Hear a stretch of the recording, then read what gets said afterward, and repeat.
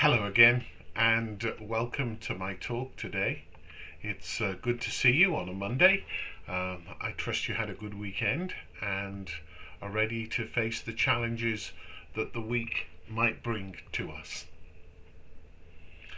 I may have mentioned before that a few weeks ago my computer was hit by a virus.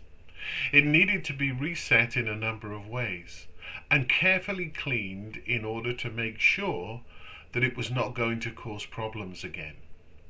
I'm grateful that it's now working well, and most of the features I had before are still there. But it also works differently.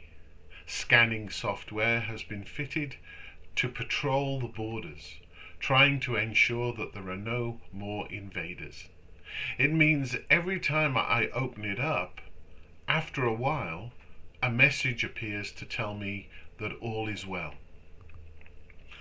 Although we had been given a few hints earlier in the week, it was announced last Friday that our church buildings can reopen on May the 29th under certain restrictions. This is a move to the yellow phase in the provincial recovery plan.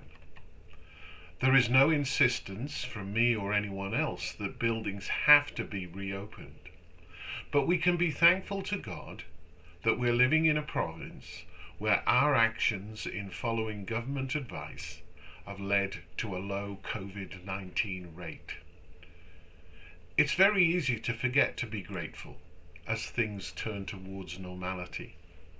And in addition to God, we should remember to thank all those who've been working hard in costly ways to keep us safe.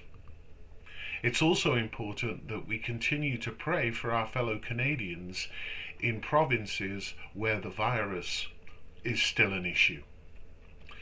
As we reset in our churches and life in general, we will notice that as with my computer, things will be different. As we gather for worship, some of our friends may not be present because they still have concerns about infection. Where we may have to sit in church could be different. Times of fellowship will be much more limited. And again, it will be easy to become frustrated by these things rather than grateful that we're no longer where we were. We've discovered new things during this period of pandemic, and they may become features of our life, at least for a while. In our stores and on our sidewalks, social distancing is now the norm. Gathering for concerts and going to the movies will come back, but it's likely to be different. I'm sure we can all think of things. For many of us, there has been the whole virtual experience, shopping online, working from home, Zoom meetings, the list goes on.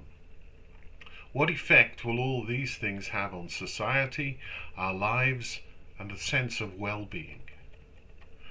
We've also found that people are trying to understand what's happening in the bigger picture, looking for meaning and reassurance in these troubling times.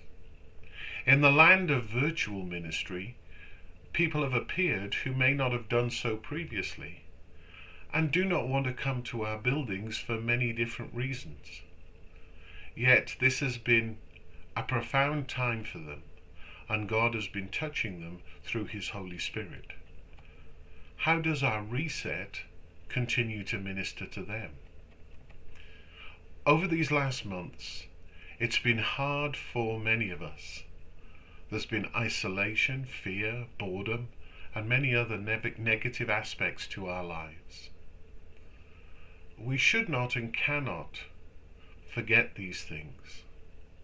Let us, though, give thanks to God for His goodness as we move into a new phase. Again, thank you for being here as we continue to move through the Anglican Communion worldwide prayer initiative, Thy Kingdom Come.